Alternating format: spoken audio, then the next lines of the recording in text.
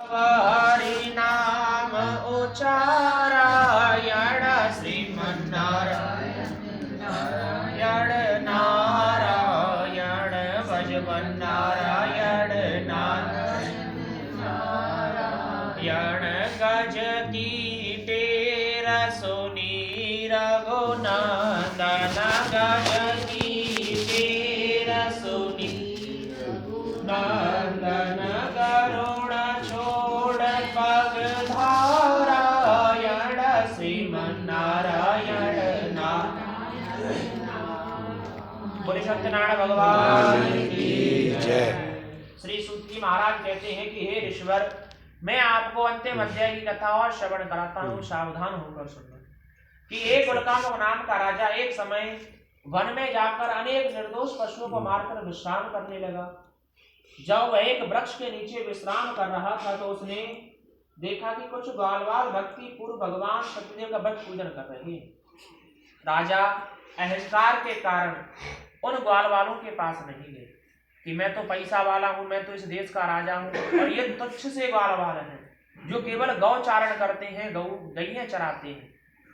आज जब राजा उनके पास नहीं गए तो ग्वालवालों ने देखा कि हमारे देश के राजा आए हुए, तो आज उनके आदर सम्मान में वह प्रसाद लेकर जब राजा के पास गई तो राजा ने प्रसाद की अवज्ञा कर वहां से प्रस्थान कर गए, चले गए। जब वह अपने राज्य को पहुंचे तो राज्य को जाकर देखते हैं कि उनके 100 के 100 पुत्र मरे पड़े, एक दो पुत्र नहीं, पूरे के पूरे 100 पुत्र मरे पड़े, और तो और संपूर्ण धन धान्य उनका नष्ट हो चुका है। और राजा महाशोकातुर होकर रुदन करने लगा कि ना जाने किस देव की अवहेलना से मेरा ये महान अनिष्ट हुआ है। आज राजा को आभास हुआ कि मैंने जिस देव के प्रसाद की अवज्ञा की, ये सब उसी के कारण हुआ है। तो आज राजा उसी स्थान पर लौट कर आया और आकर उन ग्वाल वालों के साथ में बैठकर उसने बड़ी श्रद्धा भक्ति के साथ भगवान सत्यदेव का बट पूजन किया। पैर सुनने पड़ गए हैं। जब राजा ने उनके साथ में बैठकर बड़ी श्रद्धा भक्ति के साथ भगवान सत्यदेव का व्रत पूजन किया।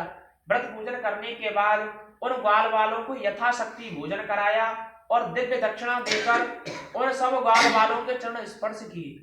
जो राजा जिन ग्वाल वालों को तुच्छ और गरीब जान रहा था कि ये कुछ भी नहीं है, आज राजा उन ग्वाल वालों के चरण स्पर्श कर रहा है कि आपसे बड़ा भक्त हमने कोई नहीं देखा। क्योंकि कहते हैं कि भक्त भक्त भगवंत गुरु और चतुर नाम बस एक, इनके पग बंधन करो नाशत विघ्न अनेक। भगवान के पास भी जाने की आवश्यकता नहीं है। भक्त भक्त भगवंत गुरु, यानी जो भक्त हैं वो उनके गुरु।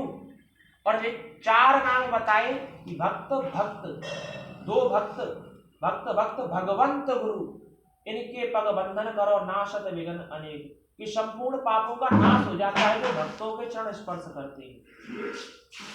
आज महाराज उन राजा के संपूर्ण दुखों का नाश हुआ जब राजा ग्वाल वालों के चरण स्पर्श कर अपने राज्य को लौट कर गए, तो वहां जाकर देखते हैं कि उनके 100 के 100 पुत्र जीवित हो गए तथा संपूर्ण धन धान्य जो तो परिपूर्ण हो गया। राजा बड़े प्रसन्न हुए। अब तो वह राजा उस व्रत के प्रभाव से हर महीने बड़ी श्रद्धा भक्ति के साथ भगवान सत्य का व्रत पूजन करने लगे और इस धाम में सुख होकर अंत में सत्यपुरी वैकुंठ धाम को चले गए। बोले सत्यनारायण भगवान की जय।